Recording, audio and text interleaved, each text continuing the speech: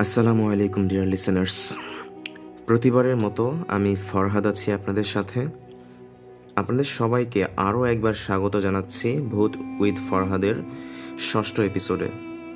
আমি অত্যন্ত আনন্দের সাথে জানাচ্ছি গত এপিসোডটি আপনারা সবাই অনেক পছন্দ করেছেন। সেই ধারাবাহিকতা বজায় রাখতে আজকে পুনরায় একটি রহস্যজনক ঘটনা নিয়ে হাজির হলাম।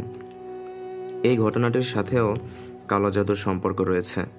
এই ঘটনাটিও একটু লম্বা, তবে আমি আশা করব গত এপিসোডের মতো আপনাদের সময় এবারও বৃথা যাবে না। প্রিয় লিসেনার্স, আমাদের এই ক্ষুদ্র প্রচেষ্টাকে আরও বড় করে তুলতে আমি আশা করব আপনারা নিশ্চয়ই আমাদের পাশে থাকবেন। শুরুতে আপনাদের জানিয়ে দিতে চাই, আপনারা চাইলে আপনাদের জীবনে ঘটে যাওয়া ঘটনা আমাদের সাথে শেয়ার করতে পারেন। আমাদেরকে লিখতে ইমেইল করতে পারেন আমাদের মেইল ঠিকানায়, অথবা আপনারা রেকর্ড করে সেই রেকর্ড ক্লিপসটি আমাদের কাছে পাঠিয়ে দিতে পারেন। আমাদের ডেসক্রিপশন বক্সে মেইল অ্যাড্রেসটি পেয়ে যাবেন। তো প্রিয় লিসেনার্স, সময় বেশি নষ্ট না করে আমি সরাসরি ঘটনায় চলে যাব। আজকে আমি যে ঘটনাটি আপনাদেরকে শোনাবো সেটা আমাকে পাঠিয়েছেন কুষ্টিয়ার খোকসা উপজেলার একটি গ্রাম থেকে মনির নামে এক ভাই। তিনি তার দাদার কাছ থেকে এই ঘটনাটি শুনেছিলেন আজ থেকে প্রায় 10 বছর আগে। আর এই ঘটনার সময়কাল আজ থেকে প্রায় 70 বছর আগে, অর্থাৎ আমাদের স্বাধীনতার অনেক আগের ঘটনা এটি। ঘটনার জায়গা কুষ্টিয়ার খোকসা উপজেলারই একটি গ্রামে।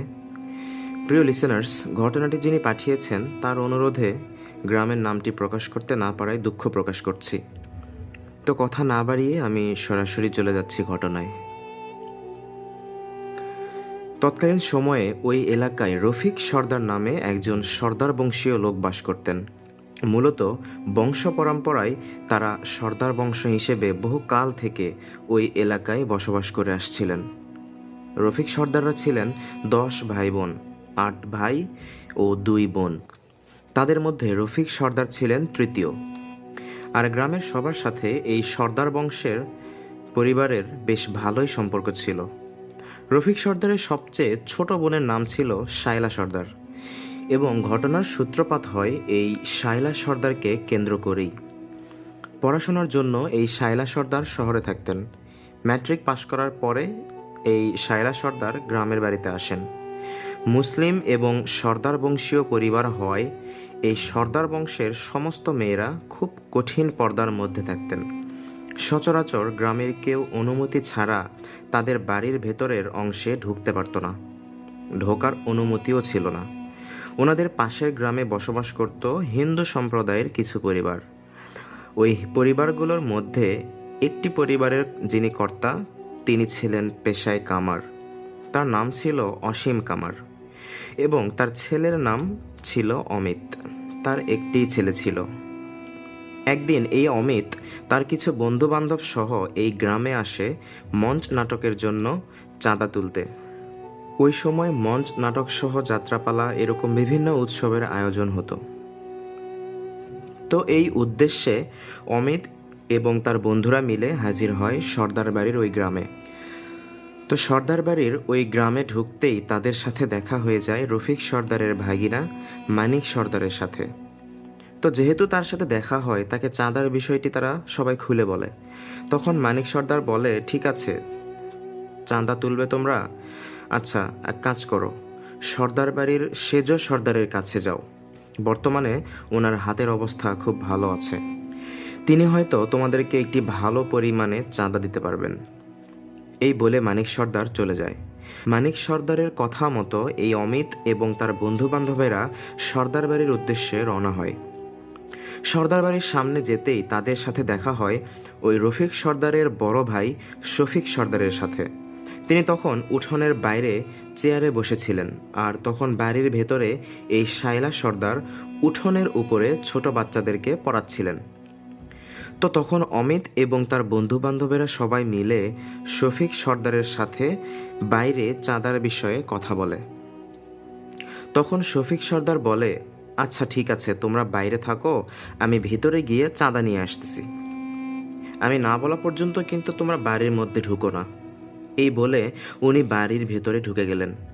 উনি কিন্তু বারবার ওদেরকে বলে দেন যে তোমরা কিন্তু এখানেই থেকো, অন্য কোথাও যেন যেও না বা বাড়ির ভিতরে যেন প্রবেশ করো না।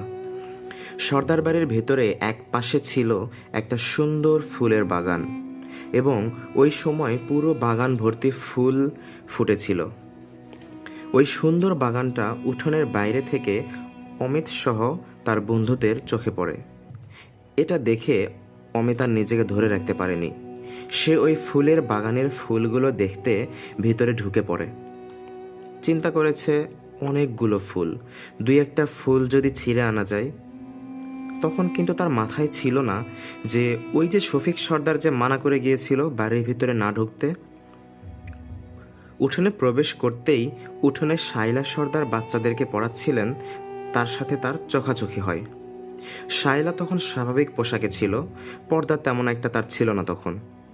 তো এই অমিত যখন শায়লার দিকে তাকায় তখন শায়লা খুব লজ্জা পেয়ে যায় এবং তারপরে সে বাড়ির ভিতরে ঢুকে পড়ে। এটা আবার ভেতর থেকে দেখে ফেলেছেন ভেতর থেকে রফিক সর্দার। এখানে একটা কথা বলে রাখি, রফিক সর্দার যদিও তার ভাই বোনদের মধ্যে তৃতীয় ছিলেন, কিন্তু তার কর্তৃত্ব ছিল পরিবারের সব থেকে বেশি এবং সে মোটামুটি ওই পরিবারের কর্তা হিসেবে সবার কাছে পরিচিত ছিল। এজন্য সবাই মোটামুটি রফিক সর্দারকে খুব ভয় পেত। তো বাইরের ছেলে পেলে বা লোকজনদের কোনোভাবেই সর্দার বাড়ির ভেতরে প্রবেশ করার অনুমতি ছিল না, কারণ বাড়ির ভেতরে মেয়েরা অনেক সময় পর্দা ছাড়া ঘোরাফেরা করে উঠোনে। তো বাইরের লোকের বাড়ির ভেতরে প্রবেশ করার কোনো প্রশ্নই আসে না। বেগানা পুরুষ বাড়ির ভেতরে ঢুকবে এটা তো হতেই পারে না। তো এই অমিত এবং শায়লা এদের কর্মকাণ্ড বাড়ির ভেতর থেকে রফিক সর্দার দেখে ফেলায় তার মেজাজ বিগড়ে যায়। তিনি মনে করেন যে এই উঠতি বয়সের ছেলে কিভাবে বাড়ির ভিতরে ঢুকলো। তো উনি দ্রুত ভেতর থেকে বের হয়ে উঠোনে আসেন এবং এই ছেলে মানে অমিত ও যে কিভাবে ভেতরে ঢুকলো এই বিষয়ে উনি আর কোনো প্রশ্ন করেননি। উনি এতটাই রেগে গিয়েছিলেন। তো উনি পাশে থাকা একটা লাঠি নিয়ে সরাসরি অমিতের উপরে আক্রমণ করে বসেন এবং অনবরত তাকে পিটাতে শুরু করেন। এদিকে শফিক সর্দার এই দৃশ্যটা দেখেছেন। তিনি তো জানতেন যে ঘটনাটা কি হয়েছে, ওই ছেলেরা কেন এসেছে, কিন্তু রফিক সর্দার তো এটা জানেন না। তাই তিনি আর নিজের রাগকে ধরে রাখতে পারেননি, অমিতকে মারতে শুরু করেন। তখন শফিক সর্দার যখন টাকা নিয়ে বাইরে বের হয়েছেন তখন তিনি দেখেন তার ভাই এই ছেলেটাকে অনবরত মারছেন। এতটুকু সময় এমনভাবে পিটিয়েছিলেন রফিক সর্দার, তাকে একদম রক্তাক্ত করে ফেলেছিলেন এই অমিত কামারকে। শফিক সর্দার অনেক চেষ্টা করেও তাকে থামাতে পারেননি। অনেক চেষ্টার পরে তাকে একটু থামান এবং বলেন যে এই ভাই কি করো, ওরা তো আমাদের বাসায় এসেছে মঞ্চ নাটকের চাঁদা তুলতে, ওকে এভাবে মারছো কেন? তখন শফিক সর্দারের মুখে রফিক সর্দার এই কথা শুনে নিজের ভুল বুঝতে পারেন এবং মনে করেন যে ও আচ্ছা তাহলে এ ব্যাপার। তো এরপরে বিষয়টা ওনার কাছেই খারাপ লাগা শুরু করে। তিনি ভাবতে থাকেন যে হায় হায় করলামটা কি, অযথা একটা ছেলেকে এরকমভাবে পিটানো একদমই ঠিক হয়নি। এগুলো ভেবে নিজের প্রতি ভুল বুঝতে পারেন তিনি। তো যখন রফিক সর্দার এই অমিতকে মারছিলেন তখন বাইরে থেকে ওই অমিতের বন্ধুরা এটা দেখে যে রফিক সর্দারকে থামাবে এই সাহসটা তারা পাচ্ছিল না। এতটা ভয় পেত রফিক সর্দারকে তারা যখন দেখছিল যে এরকম মারতে শুরু করেছেন তিনি, তারা ভয়ে সবাই দৌড়ে পালিয়ে যায় যে যার মতো। বেশ খানিকক্ষণ পর এই বন্ধুরা সবাই আবার ফেরত আসে। আসার পরে এই অমিতকে নিয়ে তারা আবার তাদের গ্রামে ফেরত যায় এবং বন্ধুরাও তখন রফিক সর্দারকে বলে যে আসলে ও তো বুঝতে পারে নাই, ও ফুলের বাগান দেখে ফুল নেওয়ার জন্য ভিতরে ঢুকে পড়েছিল। এই সমস্ত কিছু শুনে তখন রফিক সর্দার নিজের প্রতি খুবই লজ্জিত হন। বারবার ভাবতে থাকেন যে কি একটা নোংরা কাজ তিনি করে ফেললেন রাগের বশে। উনি সর্দার বংশের একজন মানুষ, তার দ্বারা এরকম একটা কাজ হয়ে গেল। গ্রামের সবাই তাকে এতটা সম্মান করে, আজ পর্যন্ত তিনি কারো গায়ে হাত তোলেননি। এই সমস্ত ভেবে তিনি নিজের প্রতি খুবই লজ্জাবোধ করেন। তো যাই হোক, উনি নিজের ভুলটা বুঝতে পারেন এবং এই অমিত কামারের বাড়ির ঠিকানায় তিনি এই অমিত কামারের বাড়ির ঠিকানা নিয়ে তিনি তাদের গ্রামের উদ্দেশ্যে রওনা হন কয়েকদিন পরে। সেখানে গিয়ে জানতে পারেন এই অমিত কামারের অবস্থা নাকি খুবই খারাপ। আর এই অমিত কামারের বাবা অসীম কামার, উনি নাকি এই রফিক সর্দারের উপরে এতটাই ক্ষেপে আছেন। আসলে ক্ষেপে থাকাটাই স্বাভাবিক, কারণ কেউ একজন তার নিজের সন্তানকে এভাবে মারলে কখনোই তার মাথা ঠিক থাকার কথা না। তো এই সমস্ত কথা শুনে রফিক সর্দার সেদিন আর তাদের বাড়িতে যান না, কারণ তিনি মনে করেন তারা এতটা ক্ষেপে আছেন, হয়তো গেলে খারাপ কিছু হতে পারে। এজন্য সেদিন আর যাননি। পরে কয়েকদিন পরে তিনি আবার তাদের বাড়ির উদ্দেশ্যে রওনা দেন। চিন্তা করেছিলেন যে এবারে গিয়ে ওই ছেলেটার চিকিৎসার জন্য কিছু টাকা পয়সাও দিয়ে আসবেন, আর তার পরিবারের সবার সাথে কথা বলে ক্ষমাও চেয়ে আসবেন, তাহলে আর তারা কিছু মনে করবেন না। এরকমটা চিন্তা করে তিনি আর কি রওনা দেন। তো উনি যখন যান তখন দেখেন যে ওই অমিতের বাবা অসীম কামার, উনি তার পরিবার সহ গ্রাম ছেড়ে একেবারে চলে গেছেন বাড়িতে তালা ঝুলিয়ে। আশেপাশের লোকদেরকে জিজ্ঞেস করলে তারা জানান যে গত পরশু ভোর রাতে হঠাৎ নাকি অমিতের প্রচণ্ড কাশি হয় এবং সাথে রক্তবমি করতে করতে এই অমিত কামার নাকি মারা যায়। এটা শুনে রফিক সর্দার খুবই অবাক হন, কারণ তিনি অতটাও মারেন নাই যাতে করে অমিতের অবস্থা এতটা খারাপ হয় বা সে মারা যায়। স্থানীয় লোকেরা আরও জানায় যে ছোটবেলা থেকেই নাকি অমিত বিভিন্ন রোগে ভুগত, বিভিন্ন কবিরাজি ওষুধ সে খেত। তো প্রায় সময় সে অনেকটা দুর্বল থাকতো আর কি। তো সেদিন ওই মার খাওয়ার পরে তার শরীর আর সায় দেয়নি। এমনিতেই তো সে দুর্বল, আর এই যে অসীম কামার, ওরা যে কোথায় চলে গেছে কেউ কিছু বলতে পারে না। এরপর মন খারাপ করে রফিক সর্দার বাড়িতে ফেরত আসেন। ঘটনার আকস্মিকতায় তিনি একদম অবাক হয়ে গিয়েছিলেন, কারণ মেরে ফেলার উদ্দেশ্যে তো তিনি এভাবে মারেন নাই। ছেলেটা যে মরেই যাবে এটা তিনি কল্পনাও করতে পারেননি। তো এরপরে রফিক সর্দার নিজের প্রতি খুবই লজ্জিত হন এবং তারপর থেকে সবার সাথে খুবই নমনীয় ব্যবহার করা শুরু করেন। কারোর সাথে হুট করে রেগেও তিনি কথা বলতেন না, এতটাই নমনীয় হয়ে গিয়েছিলেন উনি। কিন্তু এরপরেও অসীম কামারের অনেক খোঁজ খবর নেওয়ার চেষ্টা করেছিলেন, কিন্তু প্রত্যেকে বলেছিল যে সে নাকি ভিটামাটির নামমাত্র মূল্যে বিক্রি করে কোথায় চলে গেছে কেউ জানে না। তবে যাওয়ার আগে আর্তনাদ করে বলে গিয়েছে এক ভয়ঙ্কর কথা, সেটা হলো আমার একটা ছেলেরে মেরে ফেলেছে ওই সর্দার, আমার একটাই ছেলে। আমার আর আমার বউয়ের এখন আর কোনো জানের মায়া নাই। এই কথাটা নাকি বলে গিয়েছিল যাওয়ার আগে। তো যাই হোক, বেশ কিছুদিন পর আস্তে আস্তে সব কিছু স্বাভাবিক হতে থাকে। এই রফিক সর্দার ওই ছেলেটার মৃত্যুর দায়ের অনুশোচনা আস্তে আস্তে কাটিয়ে উঠতে লাগলেন। কিন্তু ওনার আচরণে যে নমনীয়তা এনেছিলেন এটা তিনি অব্যাহত রাখলেন। মূলত এই ঘটনার কিছুদিন পর থেকে শুরু হতে থাকে বেশ কিছু হাড় হিম করা ঘটনা, যেটা শুরু হয়েছিল সর্দার বাড়ির জামাল সর্দারের 9 বছরের মেয়ে শান্তা সর্দারের সাথে। একদিন এই শান্তা তার বান্ধবীদের সাথে তাদের বাড়ির পেছনে তাল গাছের পাশে লুকোচুরি খেলছিল। তো বন্ধুদের সাথে খেলতে গিয়ে সে বাড়ির পেছনের ঝোপের ধারের বেল গাছটার তলায় বসে পড়ে। তো সন্ধ্যার আগে খেলা শেষ করে বান্ধবীদের সবাই যে যার বাড়িতে ফিরে যায়, কিন্তু এই শান্তা আর ফিরে না।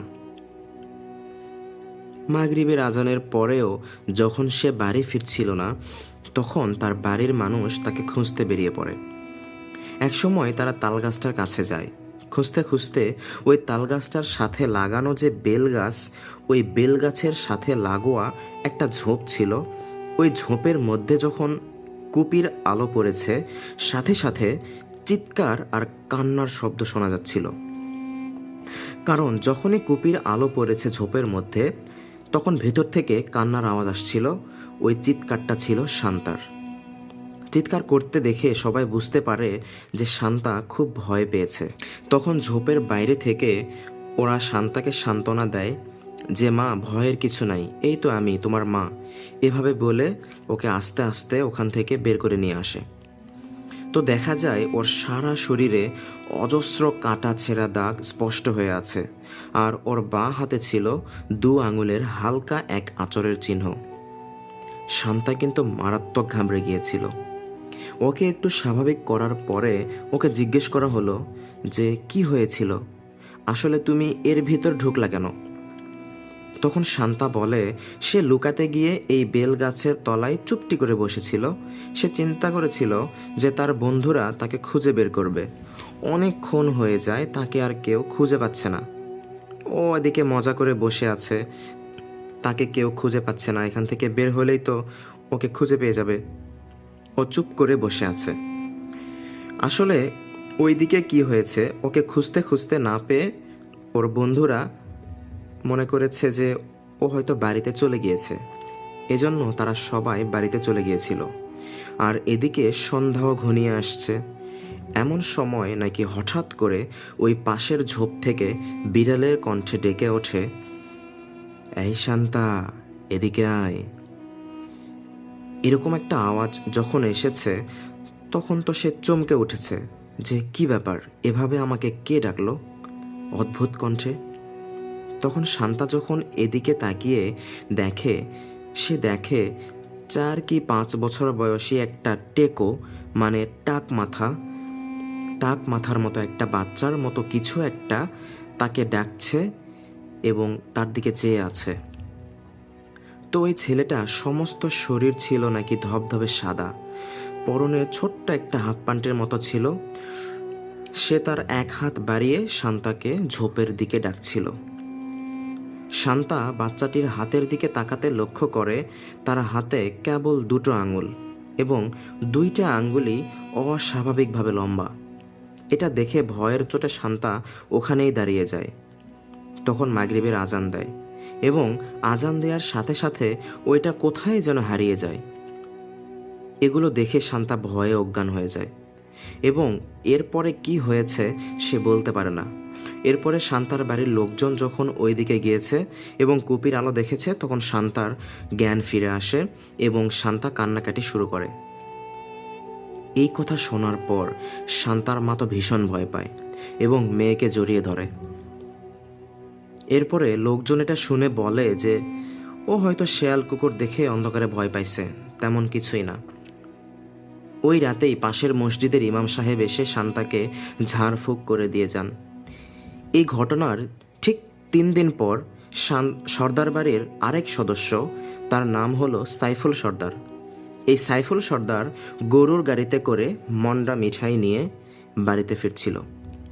সর্দার বাড়ির ছোট বোন শায়লা সর্দার ম্যাট্রিক পরীক্ষায় ভালো ফলাফল করায় এলাকার সবাইকে তো মিষ্টিমুখ করাতে হবে, সেজন্য তিনি গরুর গাড়িতে করে মিষ্টি নিয়ে বাড়িতে ফিরছিলেন।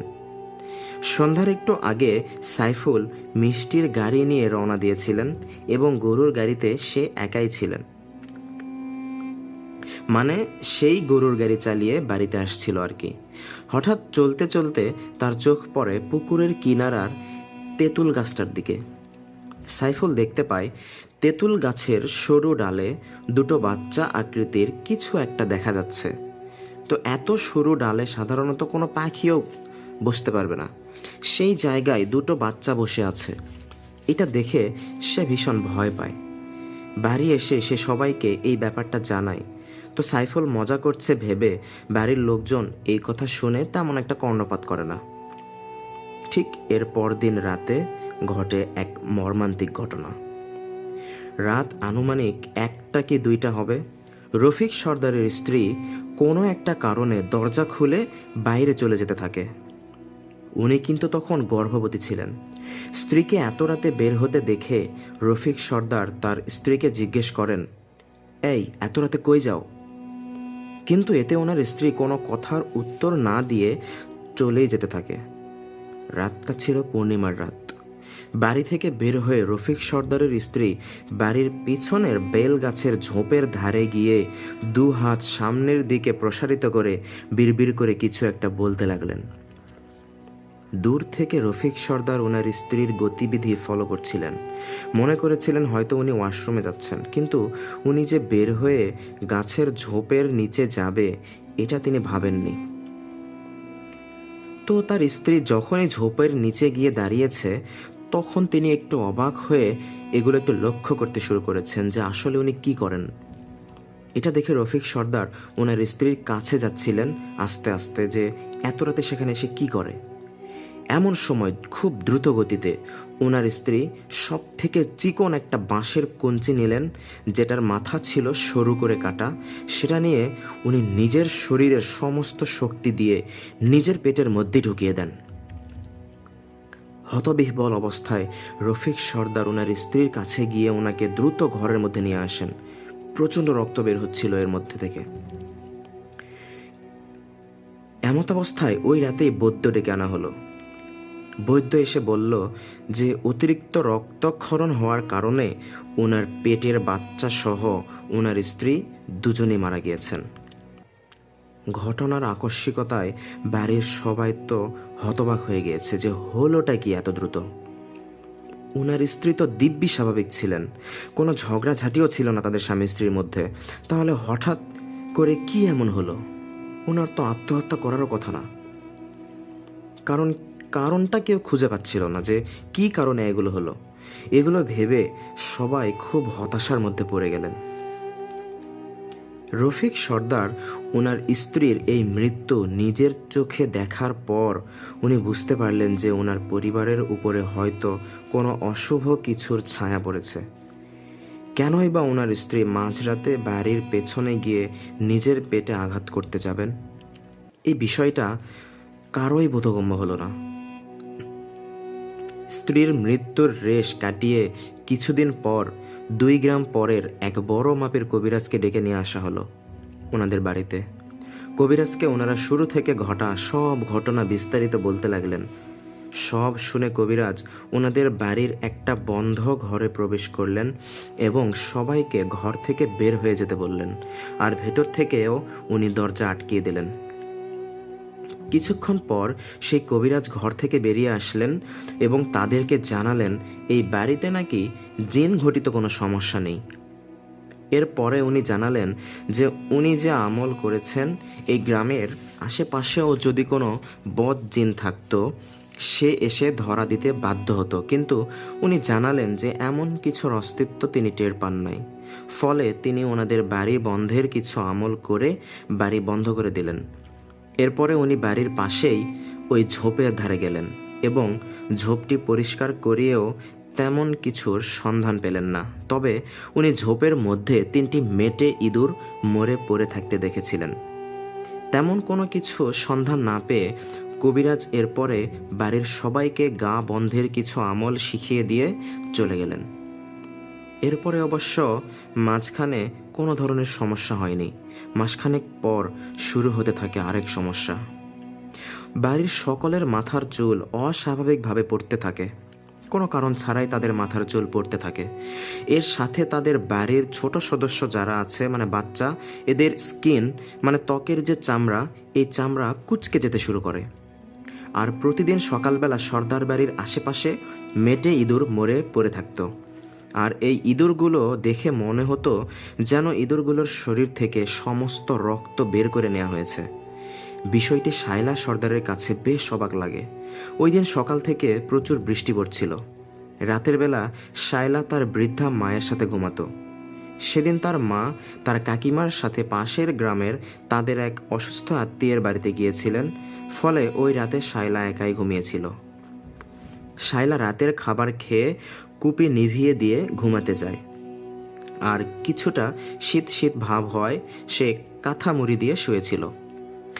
তার ঘুম ঘুম ভাব আসতে শুরু করেছে। এমন সময় শায়লা বুঝতে পারে একটা ঠান্ডা কোনো একটা বস্তু তার পায়ের পাতা আলতোভাবে স্পর্শ করছে।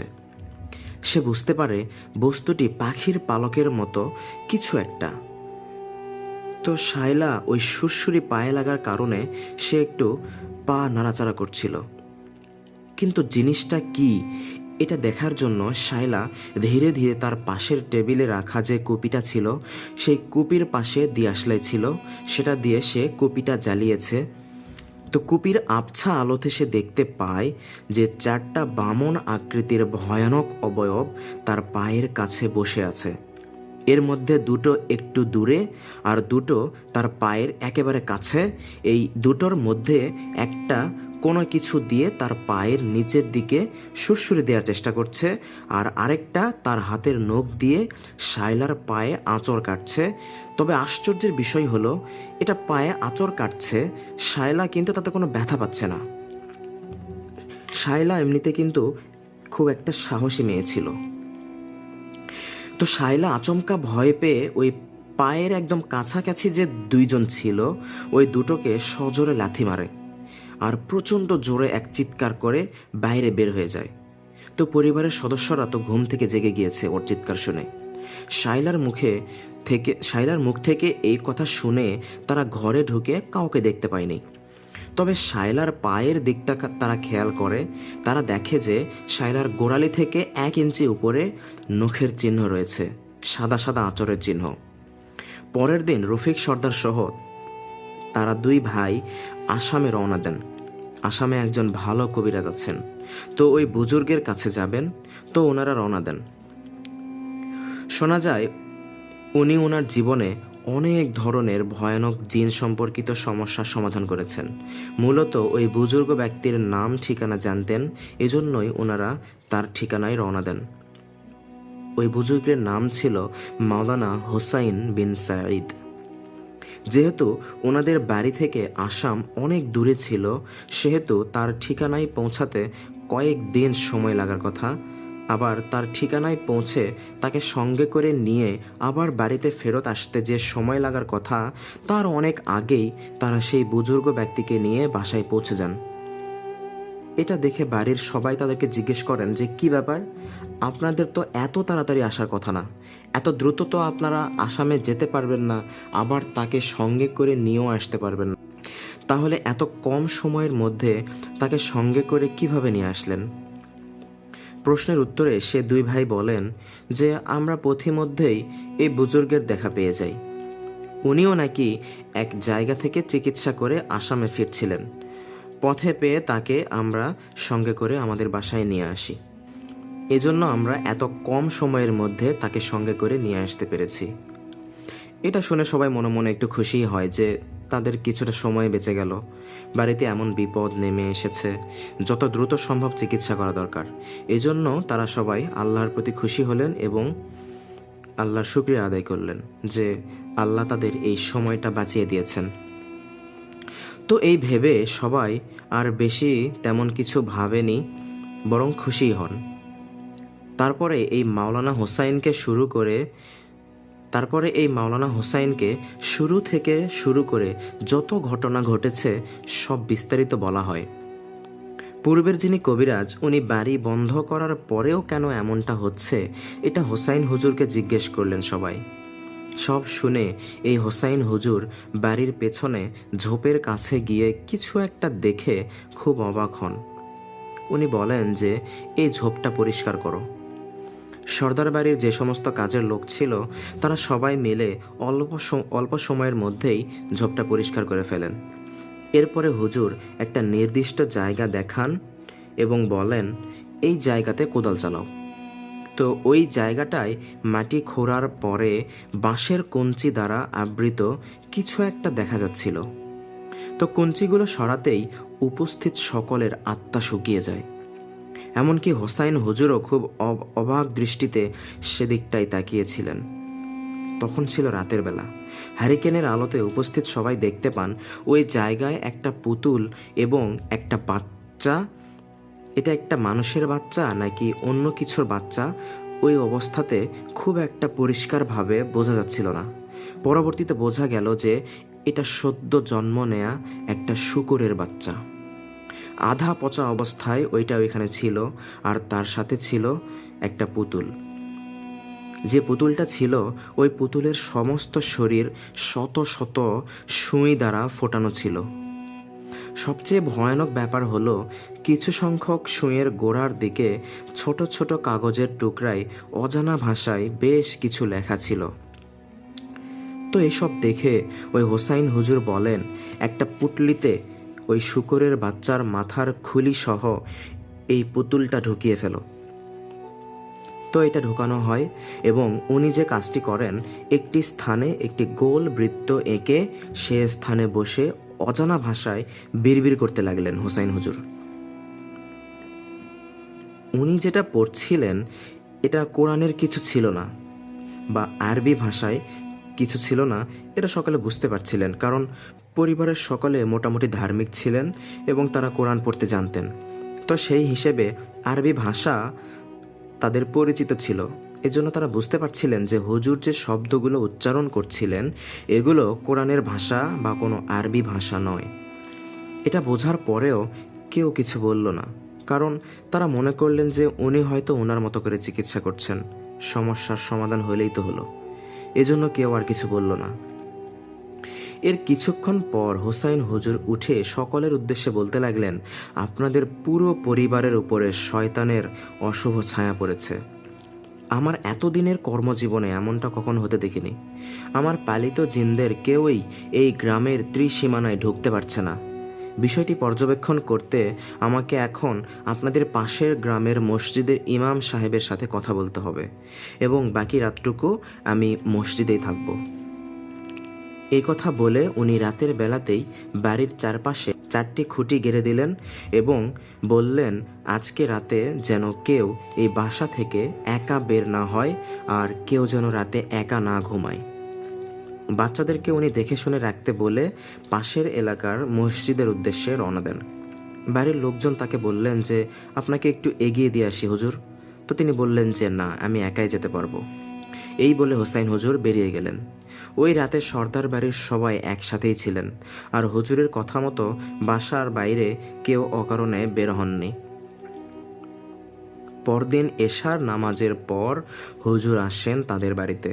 এসে তিনি বর্ণনা করতে থাকেন এতদিন যাবৎ তাদের সাথে ঘটে যাওয়া সমস্ত ঘটনা।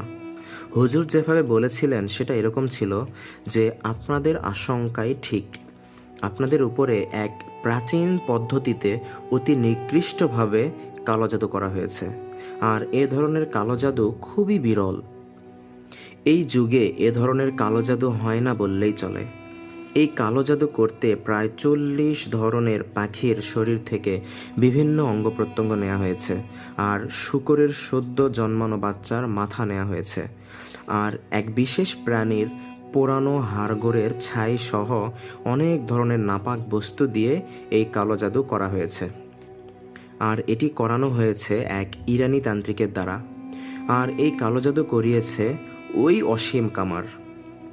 অসীম কামার তার একমাত্র ছেলের মৃত্যুতে এতটাই রাগান্বিত হয়ে গিয়েছিল যে সে তার এবং তার স্ত্রীর আত্মা শয়তানের কাছে বিক্রি করে দিয়েছিল, আর এতে সাহায্য করেছিল ওই ইরানি তান্ত্রিক। ওই ইরানি তান্ত্রিকের সাহায্যে এক ভয়ানক জাদু সম্রাট জিন ও তার 9 জন বামন সাগরেদ জিনকে ডেকে এনেছে এই এলাকায়। একটি পুতুলের মধ্যে শতাধিক সুই গেথে তাতে বাড়ির 14 জন সদস্যর নাম ফার্সি ভাষায় লিখে সেটা তান্ত্রিকের এক জিন দ্বারা আপনাদের বাড়ির ওই ঝোপের মধ্যে মাটিতে পুঁতে রেখে গিয়েছে। এই জিনটি অত্যন্ত ধূর্ত প্রকৃতির বদ জিন। সে নিজেও মূলত খুব কঠিন কঠিন কালো জাদুর চর্চা করে। তান্ত্রিক এই জিনের সাথে কথা বলেছে এবং এই জিন নাকি বলেছে অমিত কামারের মৃত্যুর 90 দিনের মাথায় এই সর্দার বাড়ির সকল সদস্যদেরকে সে নাকি হত্যা করবে, শুধুমাত্র রফিক সর্দার ছাড়া। এই রফিক সর্দারকে সে নাকি তাদের দেশে নিয়ে গিয়ে জীবন্ত পুড়িয়ে মারবে।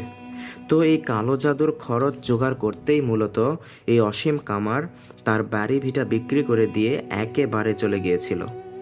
এখন নাকি সে ভারতের ত্রিপুরার কোনো একটা জায়গায় আছে।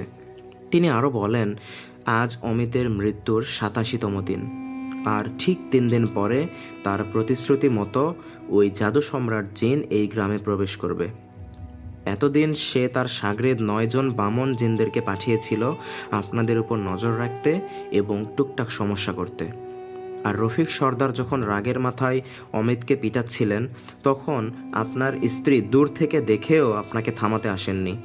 এই কারণেই মূলত ওই বামন জিনদের একজন আপনার মৃত শাশুড়ির সুরত ধরে রাতের বেলা তাকে ডেকে নিয়ে যায় ওই ঝোপের কাছে। তারপর তার উপর আসর করে, যার ফলে আপনার স্ত্রী নিজেকে নিজে আঘাত করে মেরে ফেলে। এখন তাদের নজর আপনাদের ছোট বোন শায়লার উপর, কেননা তার সাথে কথা বলতে গিয়েই মূলত অমিত কামার মৃত্যুবরণ করেছে। আর ওই জাদু সম্রাট জিন যদি একবার এই গ্রামে প্রবেশ করতে পারে, তাহলে ওকে আর আটকানোর ক্ষমতা এখানে কারণ নেই। হুজুরের মুখে এই সমস্ত কথা শুনে রফিক সর্দারের মাথায় যেন আকাশ ভেঙে পড়ে। তার ভুলের জন্য আজ তার পরিবারের এমন দশা, এই কথা ভেবে উনি অঝোর ধারায় কান্না করতে শুরু করলেন। হুজুর রফিক সর্দারকে শান্ত হতে বললেন এবং বলেন যে এই অমিত কামার অনেক আগে থেকেই দুরারোগ্য ব্যাধিতে আক্রান্ত ছিল। এজন্য সামান্য মারও তার সহ্য হয়নি, সে এ কারণেই মারা গিয়েছে। এখন এই অভিশাপ থেকে মুক্তির কি উপায় হুজুর? এই কথা যখন সবাই হুজুরকে জিজ্ঞেস করেছে, তখন হুজুর কিছুক্ষণ মাথা নিচু করে পরবর্তীতে নরম কণ্ঠে বলে ওঠেন, ঘটনার সূত্রপাত যখন ঘটেছে তখন যদি কিছু করা যেত, তাহলে এই জিন গ্রামে প্রবেশ করতে পারত না। এতদিনে সে আশেপাশের সকল বদ জিনদেরকে একসাথে করে বিশাল এক সেনাবাহিনী তৈরি করেছে। আর এই গ্রামের সীমানা পেরোলেই এখন এই জিনেরা আপনাদের বাড়ির সকলের বিরাট ক্ষতি করবে। তাই এখন আমাদের হাতে আর কিছুই করার নেই। এখন এই জাদু কাটানোর সামর্থ্য আমাদের ধরাছোঁয়ার বাইরে। আমি কিছুক্ষণ আগে এই গ্রামটিকে চারদিক থেকে বন্ধ করে দিয়েছি। আপাতত তারা আপনাদের কোনো ক্ষতি করতে পারবে না, তবে এখন কিছুদিন আপনারা কেউ বাসা থেকে বের হবেন না। আর এ ব্যাপারে ওই ইমামের সাথেও আপাতত কথা বলার দরকার নেই। কোন ইমাম সাহেব? যে ইমাম সাহেবের সাথে কথা বলবেন বলে উনি রাতের বেলা বাড়ি থেকে বের হয়ে গিয়েছিলেন, সেই ইমাম সাহেব, মানে পাশের গ্রামের মসজিদের ইমাম সাহেব। তো এই কথাগুলো হোসাইন হুজুর ওনাদেরকে বলেন। এর সাথে তিনি আরও বলেন যে 90তম দিনের পরে এই জিন যদি বাড়ির সবাইকে কিছু নাও করে, তারপরেও এই রফিক সর্দারকে তারা তুলে নিয়ে তাদের দেশে নিয়ে গিয়ে জীবন্ত পুড়িয়ে মেরে ফেলবেই। এই কথা বলে হুজুর কিছুক্ষণ চুপ থেকে তাদের থেকে বিদায় নেন। বলেন, আমি আমার দেশে ফেরত যাই, আমার আর কিছু করার নাই।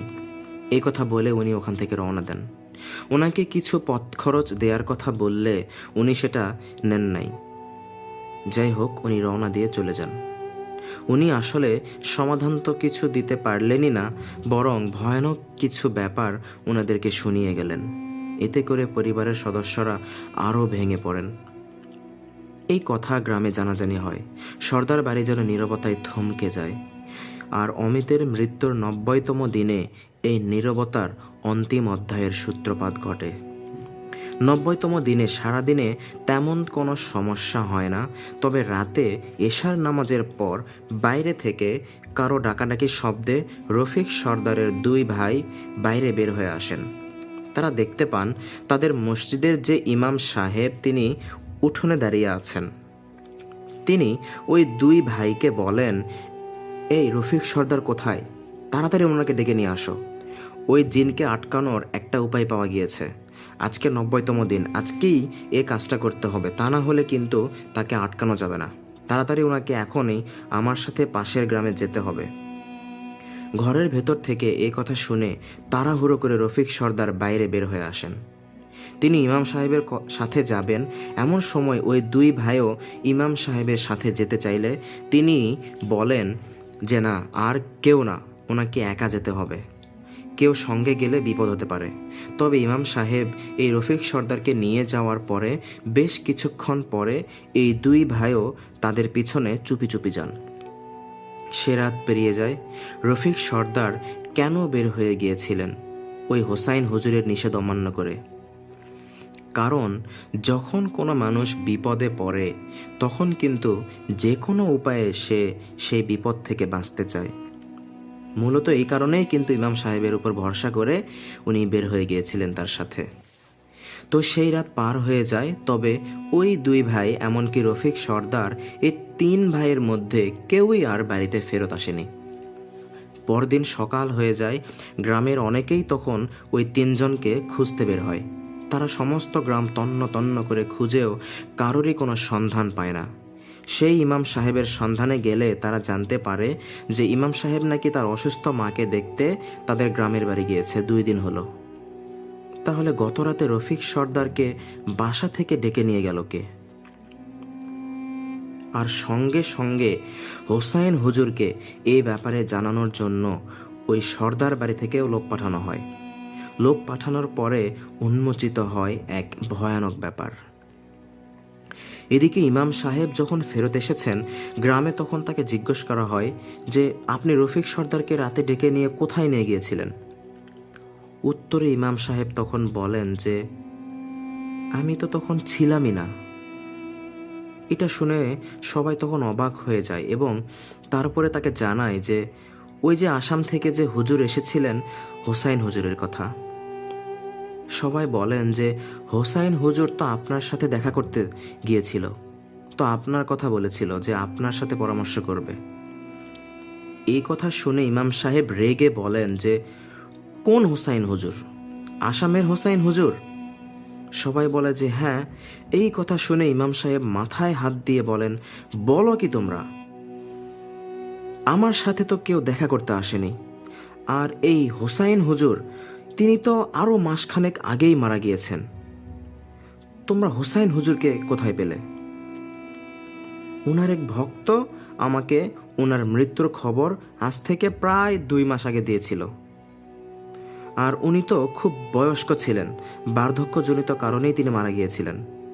আর এদিকে এত ঘটনা ঘটে গিয়েছে, তোমরা এগুলো সব গোপন রেখেছো কেন? কেন আমাকে এগুলো আগে থেকে জানাওনি? তখন সবাই বলে যে হোসাইন হুজুর বলেছিলেন যে আপনার সাথে যেন কোনো বিষয় নিয়ে আলোচনা না করা হয়। তখন তো ইমাম সাহেবের টনক নড়ে। তিনি বুঝতে পারেন যে এখানে তো বিশাল একটা সমস্যা সৃষ্টি হয়েছে। আর ইমাম সাহেবের মুখে এই কথা শুনে উপস্থিত সকলের মাথায় যেন আকাশ ভেঙে পড়ে। যে বলে কি হুজুর? হোসাইন হুজুর মারা গিয়েছে মানে? তাহলে আমাদের এখানে এসেছিল কে? আর আমাদের কাছে কালো জাদুর ব্যাপারে যে সকল বিষয়গুলো বর্ণনা করা হলো, মাটি খুঁড়ে কালো জাদুর বিভিন্ন উপকরণ বের করা হলো, ওই লোকটা তাহলে কে ছিল? এই ঘটনা যখন ইমাম সাহেব বিস্তারিত জানতে পারলেন, তখন প্রকাশিত হলো পুরো ঘটনার আসল রহস্য। উনি একটা দিন শুধু সময় নিয়েছিলেন, এরপরে উনি ভয়ানক কিছু সত্য সবাইকে জানান। তো উনি তারপরে বলেন যে আমি আসলে আমার আম্মাকে দেখতে পাশের গ্রামে যাইনি। আমি মূলত গিয়েছিলাম পাশের গ্রামের পুরনো আম গাছের বাগানের গাছের চূড়ায় থাকা আমার ওস্তাদ জিন হুজুরের কাছে। উনি অত্যন্ত পরহেজগার একজন জিন। আমি বিভিন্ন সময় তার কাছে দোয়া নিতে যাই এবং বিভিন্ন সমস্যার সমাধান সম্পর্কে জানতে যাই।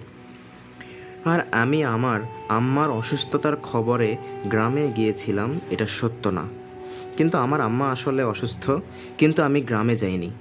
আমি তখন গিয়েছিলাম ওই পরহেজগার জিন হুজুরের কাছে।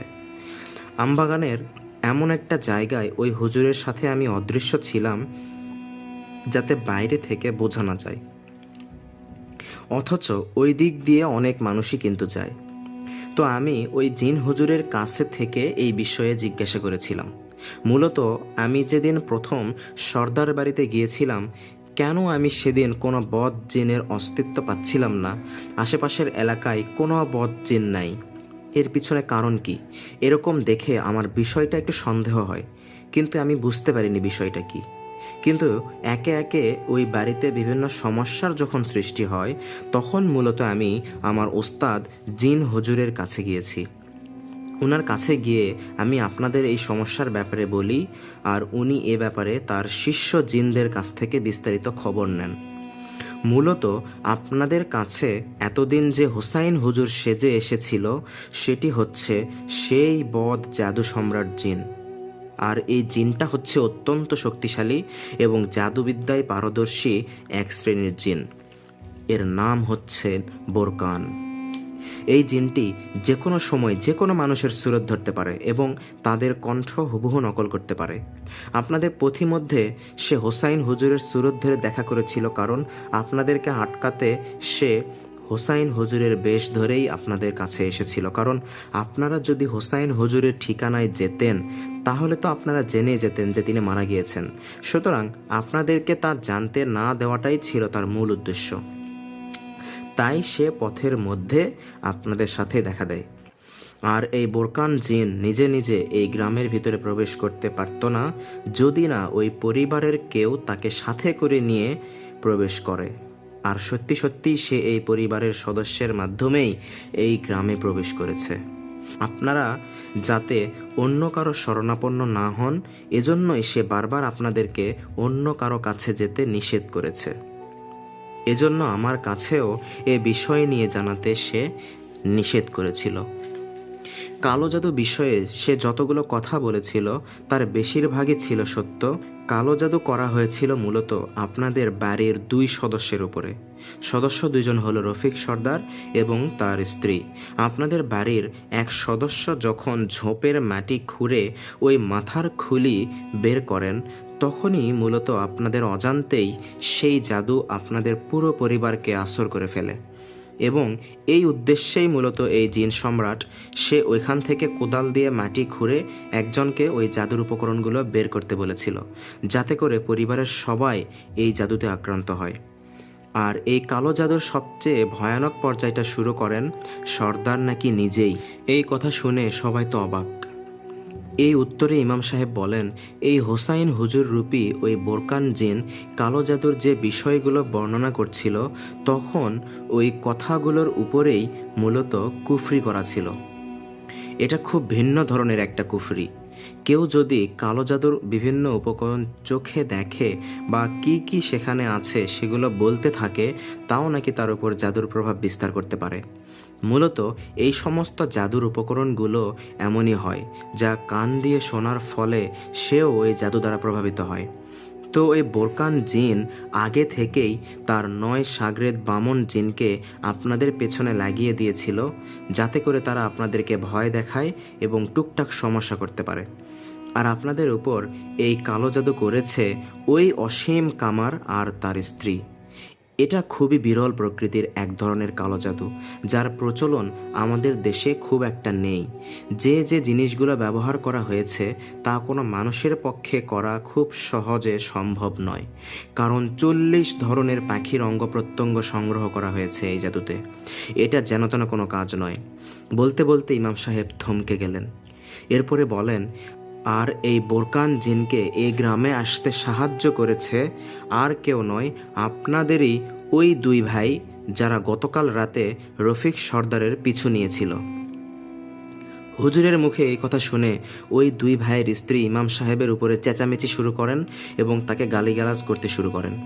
তারপর ইমাম সাহেব বলতে লাগলেন, আপনাদের ওই 2 ভাই রফিক সর্দারের পিঠাপিঠি হওয়ায় ছোটবেলা থেকেই ওনাকে তারা হিংসা করতেন।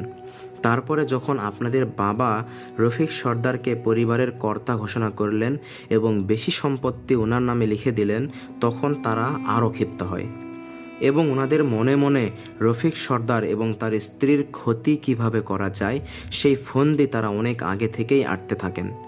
এরই ফলশ্রুতিতে ওই অমিত কামারকে মারার ঘটনাকে কেন্দ্র করেই তারা 2 ভাই মিলে অসীম কামারের বাসায় যায় এবং তাকে উস্কানি দিয়ে বলে যে তোমার ছেলেকে মেরে ফেলেছে আর তুমি বসে থাকবা, তুমিও তার পরিবারকে ধ্বংস করে দাও। এগুলো বলে তারা অসীম কামারকে ক্ষিপ্ত করে দিয়ে আসে। মূলত তাদের এই উস্কানিমূলক কথাবার্তার দ্বারাই অসীম কামার ক্ষিপ্ত হয়ে ছেলের প্রতিশোধ নিতে এত সব জিনিস করে। নিজেদের স্বার্থ হাসিলের আনন্দ উদযাপন করতেই মূলত গতকাল রাতে আপনাদের ওই 2 ভাই রফিক সর্দারের পিছনে পিছনে গিয়েছিলেন যে সে কীভাবে ওই জিনের দ্বারা মৃত্যুবরণ করে সেটা দেখার জন্য। ওরা কিন্তু সাথে যায়নি, পিছনে অনেক দূরে ছিল, যাতে করে দূর থেকে ওরা দেখতে পায়। ওরা জানতো যে কি হতে পারে, কিন্তু ওই বোরকান জিন এতটাই খারাপ ছিল যে ও যখন বুঝতে পেরেছিল যে ওদের পেছনে ওই 2 ভাইও পিছু নিয়েছে, তখন সে রেগে আগে ওই 2 ভাইকে হত্যা করে আর ওই 2 ভাইয়ের লাশ এই গ্রামেরই বড় পুকুরের কাদায় পুঁতে রাখে। আর সেই জিনের কথা অনুযায়ী রফিক সর্দারকে তাদের দেশে নিয়ে গিয়েছে।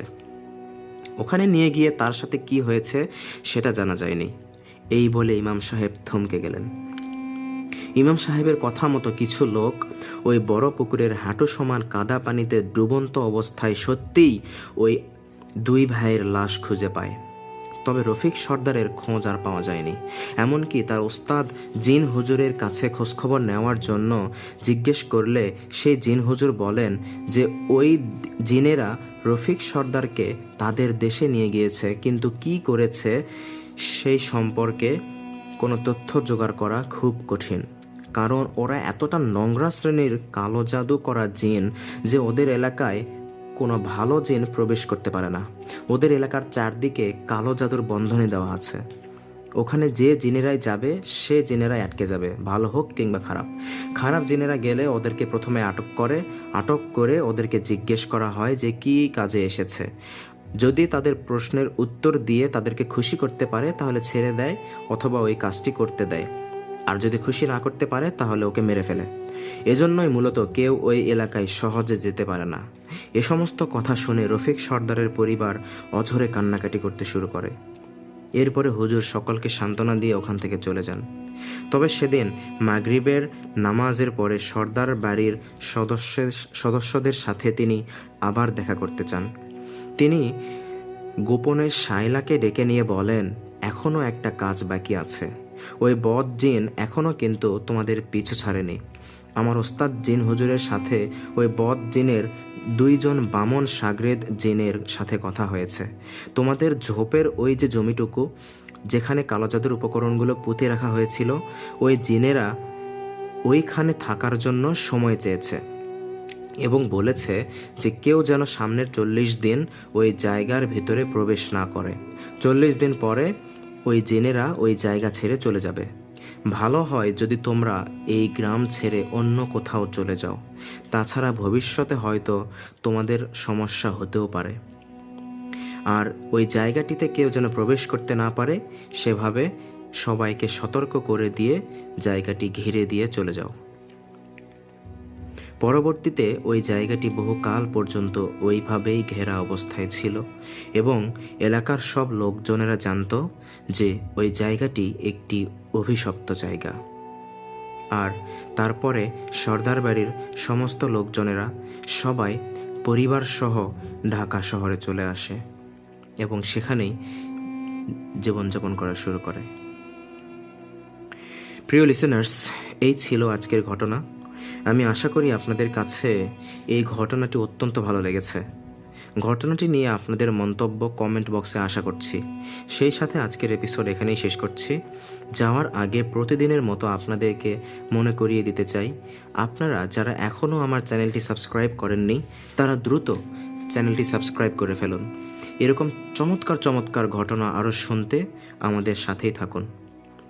প্রিয় বন্ধুরা, আমি আপনাদেরকে আরও জানাতে চাই যে আপনারা যদি চান আপনাদের সাথে ঘটা ঘটনা আমি পড়ে শোনাই, তাহলে আপনার সাথে ঘটে যাওয়া বিভিন্ন ঘটনা বা কারো কাছ থেকে শোনা ঘটনা আমার কাছে ইমেইলের মাধ্যমে পাঠিয়ে দিতে পারেন।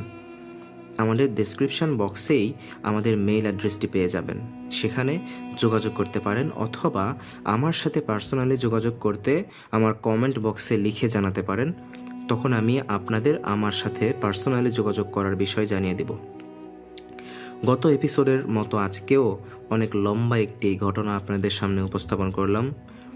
ভুল ত্রুটি ক্ষমা সুন্দর দৃষ্টিতে দেখবেন আশা করি। পরবর্তী এপিসোডের আমন্ত্রণ জানিয়ে আজ এখানেই শেষ করছি। সবাই ভালো থাকবেন, সুস্থ থাকবেন, আর নতুন বছরের শুভেচ্ছাও থাকলো আপনাদের কাছে। সবাই অনেক ভালো থাকুন। আল্লাহ হাফিজ।